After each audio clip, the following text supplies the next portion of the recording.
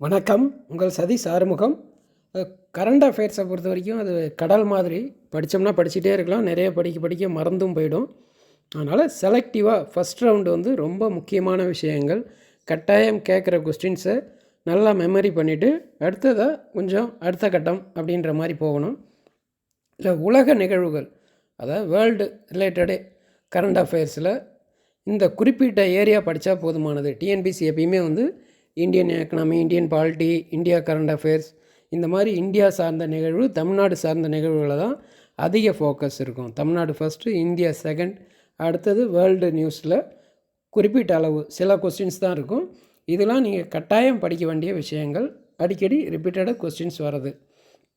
சரி, முக்கியமானது ஒரு தலைப்பாக பார்ப்போம். மாநாடு, அதாவது சமிட் அப்படின்வாங்க. G20 summit, BRICS summit, G7, ASEAN, SAARC, இந்த மாதிரி பிம்ஸ்டெக், இந்த மாதிரி முக்கியமான ஸ்கூல் புக்கில் 11th 12th எக்கனாமிக்ஸ், 10th வராது, 11th 12th இந்த நிறுவனங்கள்லாம் இருக்கும். அதில் எக்கனாமிக்ஸும் இதில் வரும். பொதுவாக வேர்ல்டு அஃபேர்ஸ் எல்லாமே வந்து எக்கனாமிக்ஸும் இருக்கும், கரண்ட் அஃபேர்ஸும் இருக்கும், என்வான்மெண்ட் சம்மந்தப்பட்டது சயின்ஸ்லேயும் வரும், ஜியாகிரஃபிலையும் வரும். சரிங்களா? அதில் கரண்ட் அஃபேர்ஸை மட்டும் அப்டேட் பண்ண போகிறோம். இந்த மாதிரி முக்கியமான நிறுவனங்களில் என்னென்ன கேட்கலாம், மாநாடு எங்கே நடந்தது, எத்தனாவது மாநாடு, ஆசியன்ஸ்லாம் எத்தனாவது மாநாடு, அந்த மாதிரி கேட்பாங்க. அதில் எந்தெந்த நாடு வந்து உறுப்பினராக இருக்குது, இல்லை, கடைசியாக சேர்ந்த நாடு எது, ரீசெண்டாக ஏதாவது ஒரு நாடு ஐஎம்எஃப்லேயோ டபிள்யூடிஓலையோ இந்த மாதிரி சமிட்லேயோ ஏதோ ஒரு இதில் வந்து சேரும். இப்போ G7னா G8லேருந்து ரஷ்யா விலகும், இல்லை நீக்குவாங்க. அந்த மாதிரி விஷயங்கள் ரிலேட்டடான விஷயங்களையும் சேர்த்து பார்த்துக்கணும். மாநாடு இது மட்டும் ஒரு எக்ஸாம்பிளுக்கு 4-5 சொல்லியிருக்கேன், இல்லை 2-3 சொல்லியிருக்கேன். இது ரிலேட்டடாக இருக்கிற எல்லாமே அந்த மாதிரி படிச்சுக்கணும், நோட்ஸ் எடுத்து வச்சுக்கணும். காலநிலை மாற்றம், கிளைமேட் சேஞ்ச் வந்து ரொம்ப முக்கியமான விஷயங்கள். இங்கே தமிழ்நாட்டில் பார்த்திங்கன்னா இந்த பசுமை தமிழகம், இந்த மாதிரி 3 இஷ்யூ வந்து கொண்டு வந்திருப்பாங்க. அது மெயின்ஸில் 2 கொஸ்டின்ஸில் கேட்டாங்க. வேர்ல்ட்லேயும் வந்து பார்த்தோம் அப்படின்னா அப்போ இருந்தே புவி உச்சி மாநாட்டிலேருந்து நிறையா விஷயங்கள், சஸ்டைனபிள் டெவலப்மெண்ட், இந்த மாதிரி விஷயங்கள்லாம் அடிக்கடி கேட்குற விஷயம். காலநிலை மாற்றத்தில் UNFCCC இந்த மாதிரி இதெல்லாம் வந்து காப் சீரியஸ் 1 வந்துகிட்டே இருக்கும். காப் 1லேருந்து காப் 21 பாரிஸ்ன்னு நினைக்கிறேன். இப்போ வந்து 25, 26, 27 இந்த சீரியஸில் போயிட்டுருக்கோம். அது எந்த நாட்டில் நடக்குது, எத்தனாவது காப் சீரியஸ், அதில் ஏதாவது முக்கியமான தீர்மானம் இல்லை நடவடிக்கைகள் ஏதாவது எடுத்திருக்காங்களா, அது ரிலேட்டடான விஷயங்கள். காலநிலை மாற்றம் சம்மந்தமாக ரியோ டி ஜெனிரோ, அதில் அப்புறம் ஒரு 20 வருஷம் கழிச்சு நடக்கும். இந்த மாதிரி கான்கன் மாநாடு, கோபர்னிக்கன், இந்த மாதிரி முக்கியமான மாநாடுகள், பழைய மாநாடுகளும் சரி, இப்போ புதுசாக ஒன்று நடக்கும்பொழுது பழசெல்லாம் அது கரண்ட் அஃபேர்ஸில் ரீகால் பண்ணுவாங்க. ஆரம்பத்துலேருந்து எப்படி வந்தது, UNEP 72லேருந்து மாநாடு நடத்துறதுலேருந்து ஒவ்வொரு விஷயமாக வந்துக்கிட்டே இருக்கும். அதை எல்லாத்தையும் பார்த்துக்கணும். அடுத்தது நிறுவனங்கள், இன்ஸ்டியூஷன், ஆர்கனைசேஷன், இந்த மாதிரி விஷயங்கள். ஐநாவிலேயே ஒரு 40-50 கிளைகள் இருக்கும். அதோட ஹெட் குவார்ட்டர்ஸ்லாம் கேட்பாங்க. யூனிசெஃப் எங்கே இருக்குது, யுனெஸ்கோ எங்கே இருக்குது, ஐநா கீழே இருக்கிற நிறுவனங்கள், தன்னிச்சையாக இருக்கிற நிறுவனங்கள், WTO, IMF, வேர்ல்டு பேங்க், இதில் மொத்தம் எத்தனை நாடு இருக்குது, கடைசியாக சேர்ந்த நாடு எது, அதில் வந்து தலைமையிடம் எங்கே இருக்குது, இதில் ஐநா பொதுச் செயலாளர் யார், WTO, IMF, வேர்ல்டு பேங்க், இந்த மாதிரி முக்கியமான நிறுவனம், எல்லா நிறுவனத்துக்கும் யூனிசெஃப், இந்த மாதிரி எல்லா நிறுவனத்துக்கும் நம்ம வந்து தலைவர் படிச்சுட்டு இருக்க தேவையில்ல. இந்த 4 வந்து மிக முக்கியம். குறிப்பாக அதில் வந்து ரொம்ப அடிக்கடி நியூஸில் வருது, இல்லை வந்து இப்போ ரீசெண்டாக நியமனம் பண்ணியிருக்காங்க, இல்லை இந்தியன் ஆர்ஜின்ஸ் யாராவது அதில் தலைமை பதவிக்கு வராங்க, இந்த மாதிரி விஷயங்கள் இருந்ததுன்னா அதை அதிக ஃபோக்கஸ் கொடுத்து பார்த்துக்கணும்.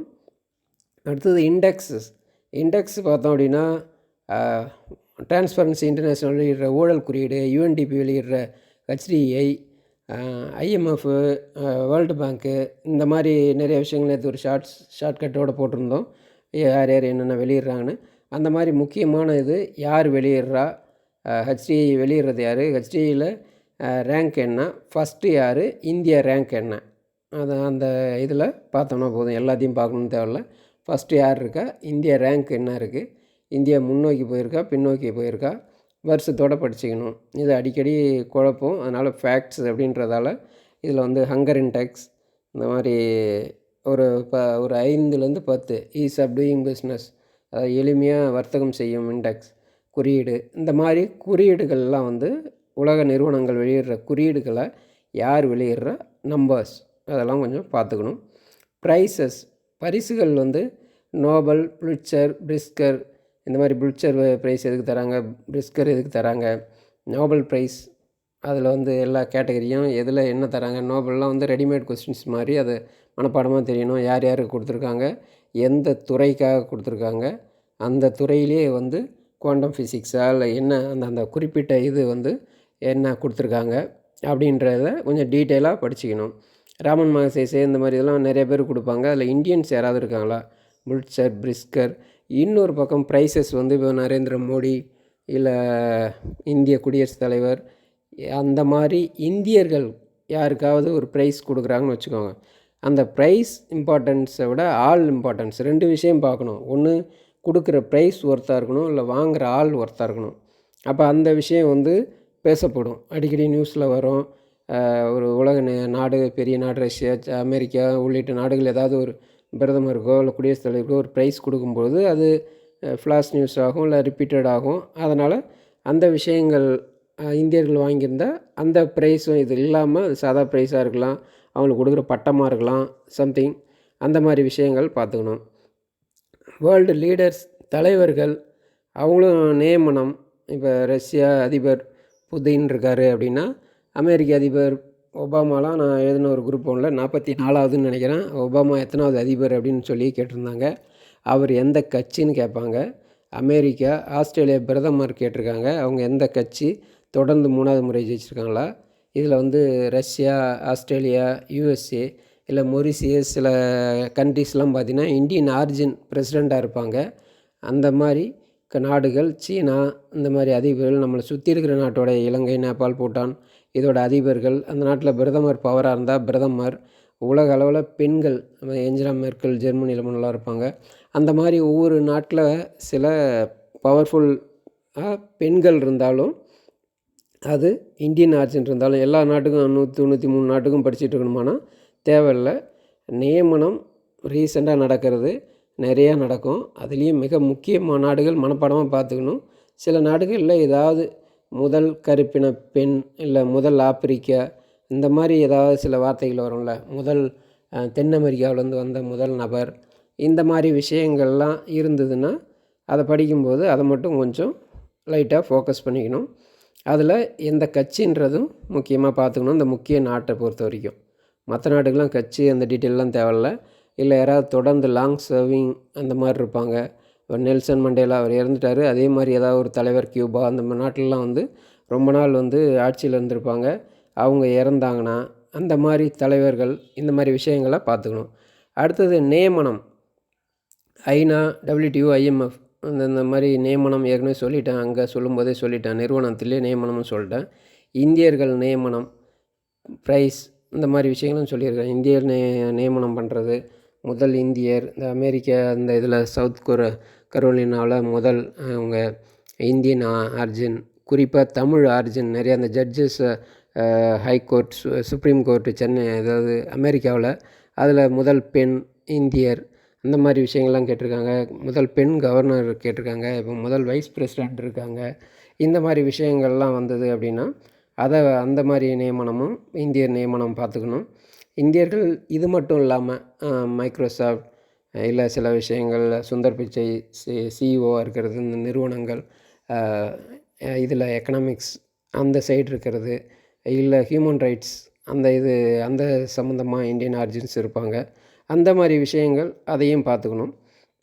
இந்தியர்களுடைய மீட்பு நடவடிக்கைகள், இராணுவ நடவடிக்கைகள் அதெல்லாம் சொல்லலாம். இந்தியாவும் அமெரிக்காவும் சேர்ந்து ஒரு எக்ஸசைஸ் செய்து மலபார், ஜப்பான் இவங்களாம் கப்பல் படை, வருணா, இந்திரா இந்த மாதிரி சில எக்ஸசைஸ் அதாவது போர் ஒத்திகை பயிற்சி அப்படின்வாங்க. அது ஒரு பக்கம். மீட்பு நடவடிக்கைகள், நேபாளத்தில் ஒரு பேரிடர்னா மீட்டு வர்றதுக்கு ஒரு பேர் இருக்கும். உக்ரைன் இந்த மாதிரி போரில் மீட்டு வர்றதுக்கு ஒரு பேர் இருக்கும். அதெல்லாம் வந்து ஆப்ரேஷன் மித்ரா, ஆப்ரேஷன் அங்கா இந்த மாதிரி நிறைய விஷயங்கள்லாம் கட்டாயம் கேட்டிருக்காங்க, பலமுறை கேட்டிருக்காங்க. அந்த மாதிரி விஷயங்கள் மீட்பு நடவடிக்கைகள் அதையும் பார்த்துக்கணும். அடுத்தது விபத்து, பேரிடர், போர்கள். இப்போ ஜப்பான் நிலநடுக்கம், ஃபிகுஷிமா அந்த அணு உலை விபத்து அதெல்லாம் கேட்டிருக்காங்க. சிலி அது கேட்டிருக்காங்க. சிலியில் டிசாஸ்டர் பேரிடர் வருது. உக்ரைன் ரஷ்யா போர்கள், சவுத் அதாவது அந்த தெற்கு சூடான் அதில் நடந்த போர் டைமில் நடக்கிறது. ஏதாவது பெரிய அணு உலை விபத்து அந்த மாதிரி பெரிய பெரிய இன்சிடெண்ட்டு, டிசாஸ்ட்ரு, போர்கள் 2 நாட்டுக்கு நடுவில் நடக்குது அப்படின்னா 2 இது பாலஸ்தீனம், இஸ்ரேல் இந்த மாதிரி விஷயங்கள்லாம் இதெல்லாம் வந்து ரொம்ப டீட்டெயிலாக எஸ்ஏ டைப்பில் அதெல்லாம் படிக்க தேவையில்ல. பொதுவாக மெயின்ஸுக்கும் வேர்ல்டு கரண்ட் அஃபேர்ஸ்லாம் அதிகமாக கேட்க மாட்டாங்க. அதனால் செலக்டிவாக 1 மார்க் பாயிண்ட் ஆஃப் வியூவில் குறிப்பிட்ட ஒரு பேராகிராஃபில் ஒரு லைன் 2 லைன் படிச்சிங்கன்னா போதும். அதை நோட்ஸ் எடுத்து வச்சுட்டு ரிவைஸ் பண்ணால் போதும். பெரும்பாலும் எல்லாம் கவர் ஆகிடுச்சின்னு நினைக்கிறேன். திரும்ப ஏதாவது இருந்ததுன்னா எஸ்எம்எஸில் கமெண்ட் பண்ணுறேன். வேறு ஏதாவது முக்கியம்னு நீங்கள் ஃபீல் பண்ணிங்கன்னா உங்கள் வியூஸை ஷேர் பண்ணுங்கள்.